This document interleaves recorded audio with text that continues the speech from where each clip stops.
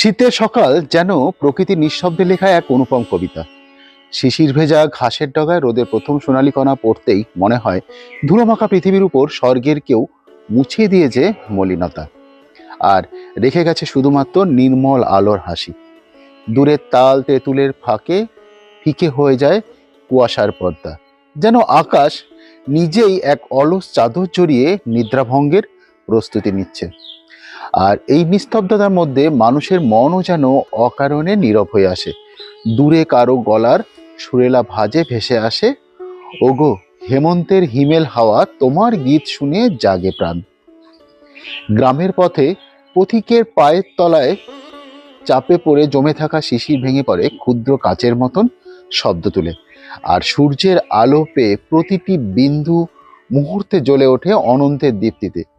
শীতের এই সূক্ষ্ম সৌন্দর্য যেন অতি সাধারণের মাঝেই অসাধারণকে দেখিয়ে দেয়।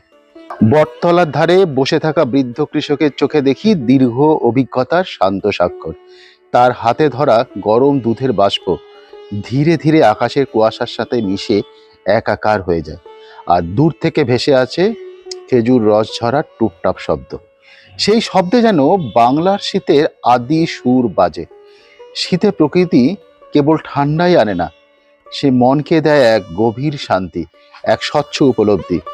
গাছের শুকনো ডালে, জমির মখমলি ঘাসে, আর মানুষের নিঃশব্দ সকালবেলায় শীত যেন নিজের ভাষায় বলে যায়, সব কিছু থামাও, একটু নিঃশ্বাস নাও, আর জীবনকে নতুন করে দেখো।